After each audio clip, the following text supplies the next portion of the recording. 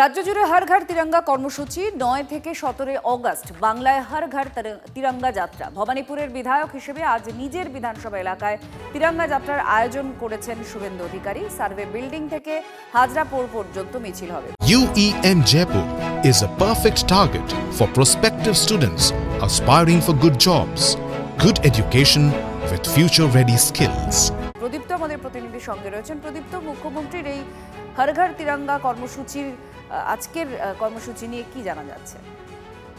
এরকম মুখ্যমন্ত্রী বিকেল 4টে নাগাদ এই মিছিলে নেতৃত্ব দেবেন এবং খুব স্বাভাবিকভাবেই এটা তিনি এখানে বিধায়ক হিসাবে করবেন এবং ফলে বিজেপি নেতৃত্ব যেমন ভাবে এই মিছিলে সামিল হবেন, একই সঙ্গে প্রচুর সাধারণ মানুষ তারাও আজকের এই মিছিলে সামিল হবেন। এবং গত কয়েক বছর ধরে আমরা যদি দেখি তাহলে গোটা দেশ জুড়েই প্রধানমন্ত্রী নরেন্দ্র মোদী এই কর্মসূচি তিনি করছেন এবং তারই সঙ্গে সাযুজ্য রেখেই পশ্চিমবঙ্গ এবার যেহেতু বিজেপির সরকার প্রতিষ্ঠিত হয়েছে, ফলে এই বিষয়টি অনেক বড় করে তারা করতে চাইছে এবং ইতিমধ্যেই গোটা বিষয়টিতে কোথায় কবে কিভাবে হবে মুখ্যমন্ত্রী তা জানিয়েই দিয়েছেন এবং গোটা রাজ্যে প্রায় 1 লক্ষ জায়গাতে এই পতাকা বিতরণ করা হচ্ছে। হর ঘর তিরঙ্গার কর্মসূচি চলবে একেবারে টানা, এই যে 9 তারিখ থেকে আগামী 17 তারিখ পর্যন্ত এই কর্মসূচি চলবে।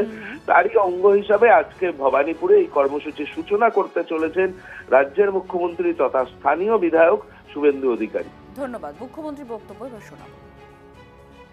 কেন্দ্রীয়ভাবে পশ্চিমবঙ্গ সরকারের পক্ষ থেকে কলকাতাতে 10ই আগস্ট 2026 দুপুর 3টায় নেতাজি মূর্তির পাদদেশ থেকে বিশাল তেরঙ্গা র্যালির ব্যবস্থা করা হয়েছে, যেখানে সরকারি দপ্তর, রাষ্ট্রবাদী জাতীয়তাবাদী নাগরিক এবং সর্বস্তরের জনগণকে উপস্থিত থাকার জন্য আবেদন করা হচ্ছে আপনাদের মাধ্যমে।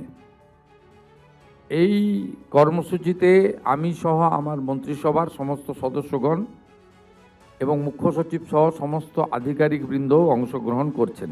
এই কর্মসূচিতে আমরা আশা করছি অন্তত 50,000-এর কাছাকাছি মানুষ অংশগ্রহণ করবেন।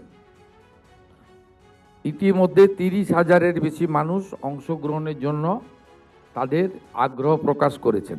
হর ঘর তিরঙ্গা কর্মসূচিতে অংশগ্রহণের জন্য রাজ্যের সর্বস্তরের মানুষকে দলমত নির্বিশেষে অংশগ্রহণের আবেদন করছি।